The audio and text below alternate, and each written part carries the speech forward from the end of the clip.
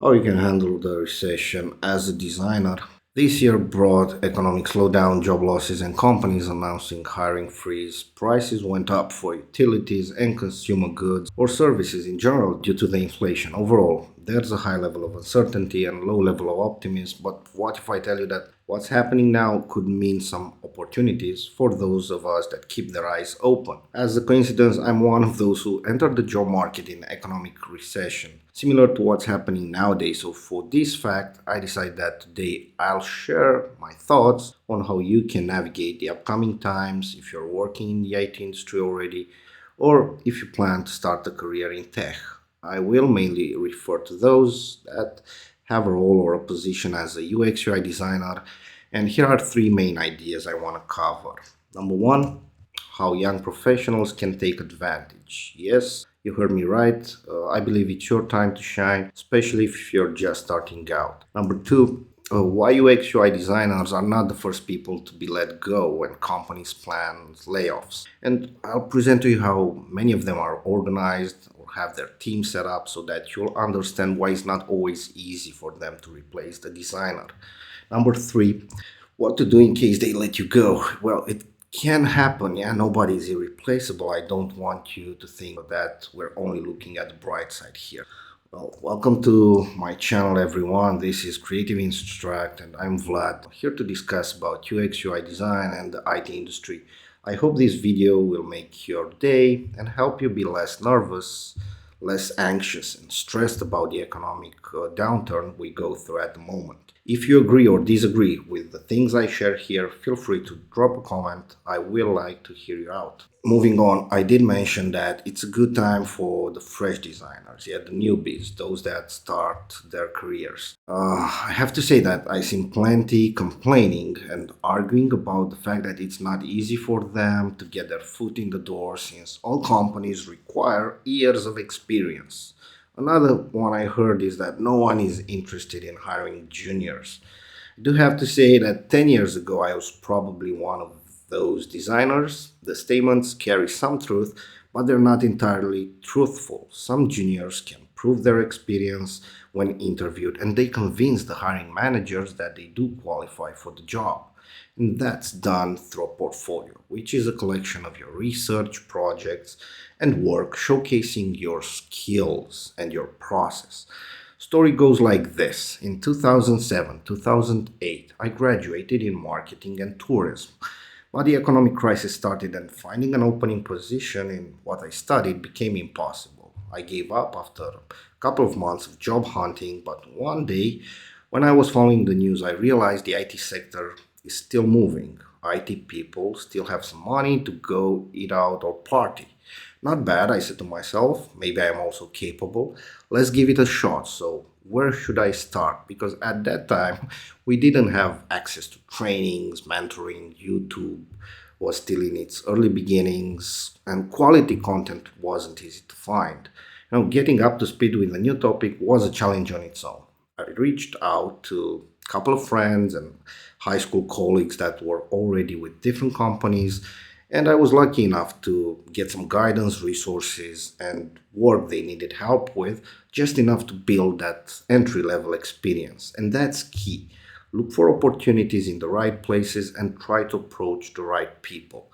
With the knowledge I gained and a decent portfolio, a couple of months later, I managed to land my first part time job.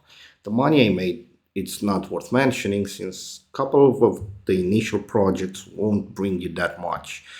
Still, for me, it was a success, and the reason I share this just to tell you that even in darkest times, those who don't give up that easily find what they're looking for. Some lessons that you want to take. Number one, in recession times, when companies are looking to tighten expenses and optimize costs, chances are higher for those hunting entry level positions. Number two, competition can also be tough, so it's important for you to differentiate yourself and sharpen your skills. At that time, I was focusing on web design and coding, yeah, HTML, CSS. Number three, networking is more important than ever. Yeah, people forget to keep in touch in good times, but in bad times they'll start to show up. I always keep in touch with my circle of people, Yeah, those people that I consider them my friends, and most of them smarter than me, people from which I had to learn. Number four, have the courage to try something new. And don't just sit there waiting for things to get back on tracks. Be patient, yeah, but pursue your objectives. Now, let's talk about why I don't think that designers are the ones to be let go. So I'm assuming that now you already have a job and you're happy there. The way plenty of teams are organized is as follows. You have one designer for every 3 to 4 developers and 2 QAs, quality assurance engineers. That's plenty of how the agile teams work. Sometimes the designer might end up supporting 2 teams, though it's not the ideal case. Now, looking at this structure, if the company decides to reduce the number of team members, it could take out maybe 1 or 2 developers and 1 tester. It's not great since the remaining work is going to be distributed among the remaining members and will impact the output, yeah, the velocity. Still, the project will continue at a slower pace. If they decide to remove the designer and there's no one else in the team with that skill set or expertise, it means that probably soon they will terminate the entire project. Now, shutting down a project doesn't automatically mean you're fired. There is the chance for you to be allocated to a new initiative or become part of a new team inside the same company. But let's take the worst case scenario, yeah, the one in which you've been dismissed. And for those of us that went at least once through such an event, though not pleasant, is not the end of the world. I want to encourage you to share your thoughts if you or someone close to you has been in this kind of situation and what happened after. Some of the things that worked for me in the past are: number one, have a safety net. Put some money aside as a deposit, just enough till you get a new job. Finding a new job can take from a couple of weeks to a couple of months. Number two, you might want to reduce your spending. And I'm talking here about things that you can buy later. Yeah, a new phone, a new headset, upgrading your car. Number three, be ready to accept a lower pay. Now, don't hate me for saying this, but if you're urgently looking to get a new job, you might need to lower your expectations in terms of the benefits. Number four, push for a side hustle. Yeah, it's not that hard. You can also spend some time leveling up. Now, think about it. Maybe you're into writing, so you can help someone write their resume. Or maybe you're good with a musical instrument and you can teach someone.